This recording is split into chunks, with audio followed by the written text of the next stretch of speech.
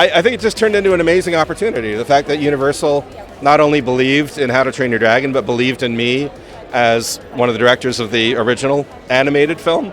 It's the first time, I think, that a studio has ever gone to one of the original creators to make a live-action version. I don't know how I still managed to be here. Maybe they're crazy, but I'm just glad that I am. It's always been a real honor to be a part of the franchise and love this story. It's amazing. My biggest inspiration for it was my dog. I have a pit bull. His name's Brish, and he's my love. He's my boy, and I feel like our chemistry kind of really helped me develop the relationship between Hiccup and Toothless, because obviously the dragon is not real.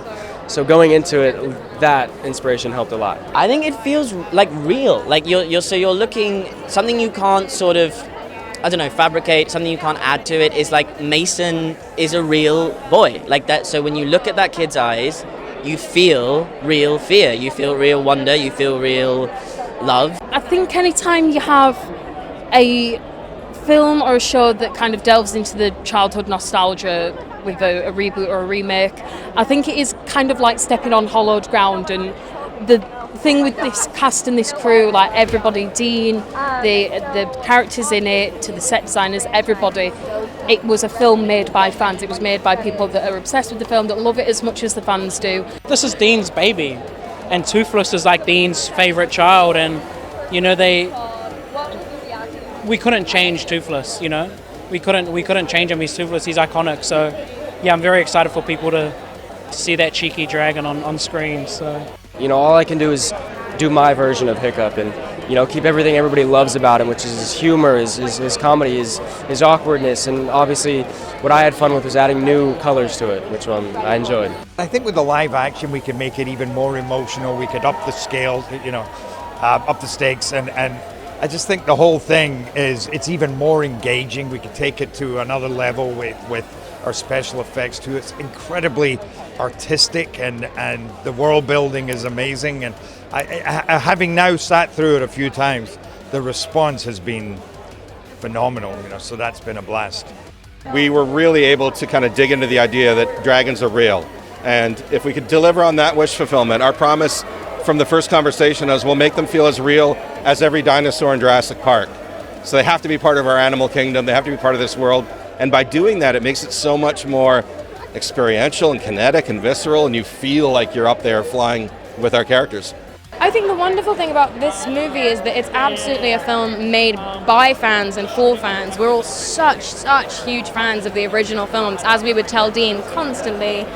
And it truly is a love letter to the original. So I feel like the fact that we all get to be here and do this, the brilliant thing about it is that we were able to kind of scale up some moments that Dean initially was like, I wish we'd had more time to expand on these and expand on these characters. And the wonderful gift that we had is that Dean's had 15 years to sit on this first movie and think of things he would want to do differently, and now we have a chance to do them. So it's very, very, very exciting. I hope people like it.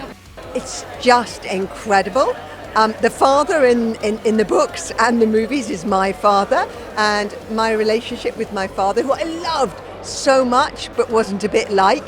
And so just to see this and to think that this has touched so many people, and this live action movie will go on to touch so many people. My father was an environmentalist, so the themes about the wild and looking after the wild are so important to me. And the themes about listening to other people and seeing things from each other's point of view, as well as just the sheer joy of riding on the back of a dragon. If it's not broken, you can't fix it. So we can't really do much to the original, because to me it's a perfect film. So what we did is we tried to elevate as much as we can, elevate the action scenes, the storylines, the characters, and really bring all the heart up. So I had a lot of fun with that. We took what everybody loved in the animated character of Toothless and then brought him into reality. So the way that he moves like a big panther, the muscles and the scales and the skin and that face and the big green eyes, we just sort of brought it into photoreality, so it feels that much more possible that you could have your own Toothless. I also watched Barbie while we were shooting, and I nearly had a panic attack because I was like, oh, okay, this is one of the most talented actresses ever, and I'm about to try and do a role that she's done. It was very stressful, but it was Dean is an absolute ball of light and wonder and joy, and I think the fact that he had faith in me and faith in all of us kind of felt like the biggest weight off of my shoulders. So that was, he was a real helping hand in making sure that I felt comfortable and everything, and Mason and everything. Everyone that was working on the film, from the set designers to the costume designers to the makeup artists, they cared so much about the story, they cared so much about Berk, about the characters, and I think Dean being at the helm of that, his love for it trickled down. And so people just didn't want to get it wrong, and I think we've done something really special that I'm so excited for people to see. I think we've done and the all dragons right. look so cool. Yeah. Our one especially. Ours is the best. Ours is the best dragon. Why? Well, there's two for the price of one. Two for the price of one. I love a bargain. Love a bargain. Why wouldn't you want two heads? They can chat with each other. They can give you different advice. You got a friend for life. It's like being born with a sibling. It's perfect. Yeah.